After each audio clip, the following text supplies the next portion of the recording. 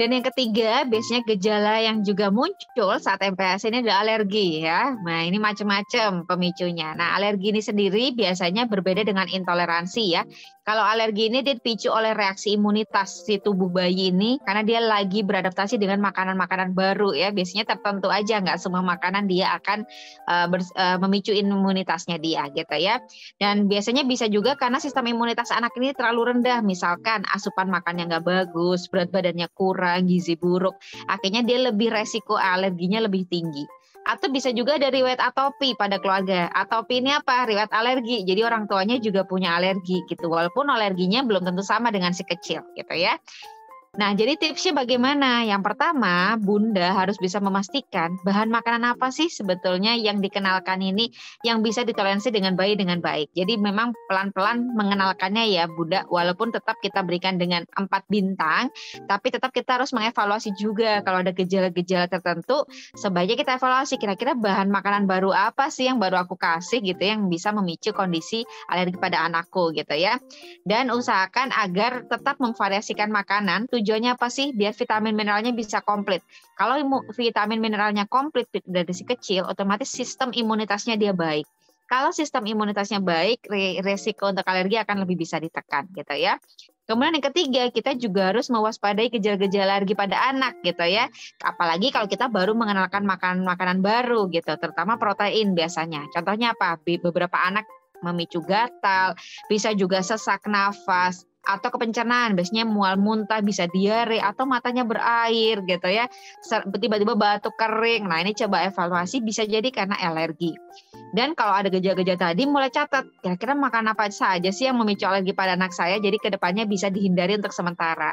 Tapi sebetulnya bukan berarti untuk selamanya ya Bunda, artinya ketika dia imunitasnya udah membaik kedepannya, kadang beberapa bahan makanan ketika kita kenalkan itu akan memberikan respon yang berbeda. Jadi si anak ini lebih tahan gitu ya. Tapi saat MPASI jangan lupa untuk dihindari dulu untuk sementara. Jadi kita berikan bahan makanan barunya secara bertahap ya.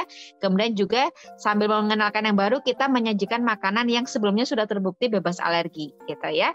Nah, gejala alergi sendiri ada 2 ya Bunda, yaitu ada yang cepat dan ada yang lambat. Kalau yang cepat ini biasanya dalam hitungan menit atau maksimal sampai 2 jam.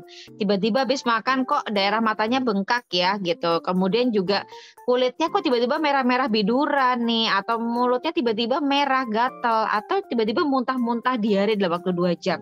Atau kalau yang lambat bisa dalam hitungan 2 sampai 4 atau bahkan 1 harian baru muncul.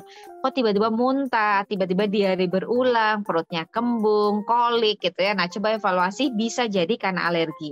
Nah, tapi sebetulnya kalau kita lihat ya, reaksi alergi yang paling berbahaya biasa kita sebut dengan reaksi anafilaksis, ini cukup membahayakan, jadi harus hati-hati kalau memang ada gejala-gejala yang misalkan ya, sesak nafas berat, langsung bawa ke rumah sakit, tidak perlu menunggu hitungan 1 jam, 2 jam gitu ya. Pokoknya begitu ada gejala yang mengkhawatirkan, segera bawa ke rumah sakit.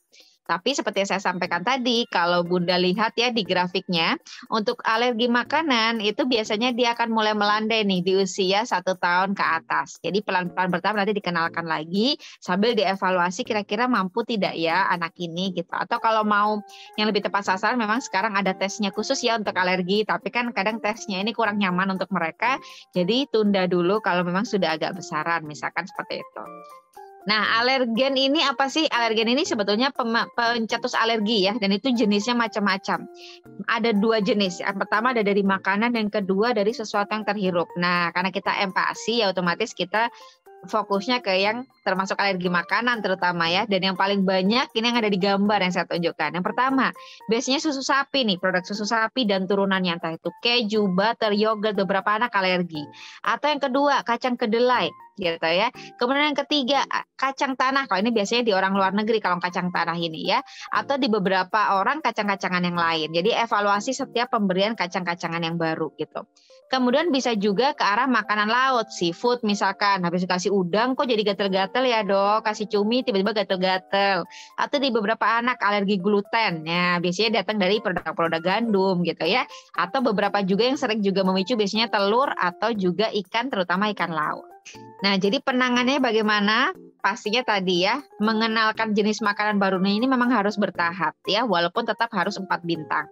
Jadi berikan satu jenis makanan baru tunggu paling dari 3 hari kemudian. Oh, ternyata misalkan nih, saya mau nyoba salmon deh, lauk utamanya. Oke, 3 hari ternyata dia oke. Tapi untuk yang lainnya harus tetap dikasih ya Bunda, misalkan nasi putih gitu ya, tetap dikasih misalkan ada tahu tempe sedikit, kacang-kacangan sedikit gitu ya, dan juga dengan sayurnya. Nah, nanti proteinnya itu dicek satu persatu.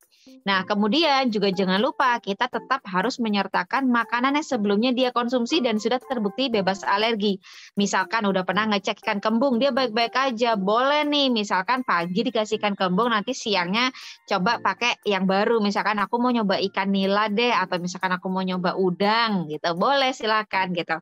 Tujuannya apa sih? Selain variasi juga kita jadi tahu mana sih yang sebenarnya memicu gitu ya, karena yang ikan kembungnya ini sebetulnya ternyata dulu nggak apa-apa misalkan gitu. Nah, kemudian juga tentunya kita menghindari ya beberapa jenis makanan baru langsung dikenalin gitu. Kenapa? Karena kita nanti sulit mengidentifikasi. Contohnya nih, dalam sehari langsung bikin 3 menu. Padahal dia masih belajar. Pagi dikasih ikan, siang dikasih udang, malam dikasih ayam misalkan, atau telur ayam yang paling sering bikin alergi misalkan ya. Terus kita bingung ini alergi dari mana ya? Dari ikannya, udangnya atau telurnya. Nah, gitu. Jadi boleh nih dikenalkannya secara bertahap, paling enggak 3 hari gitu ya.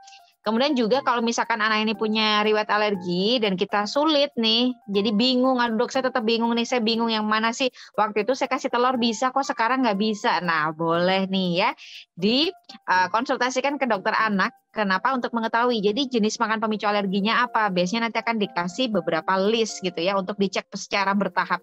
Jadi pelan-pelan itu akan lebih kelihatan secara menyeluruh gitu ya. Dan yang terakhir, kalau memang reaksi alerginya berat, contohnya apa? Sulit nafas, lidahnya kelihatan bengkak, tenggorokannya kelihatan menyempit, jadi dia benar-benar susah nafas, gelagapan gitu ya. Atau beberapa anak bisa sampai pingsan.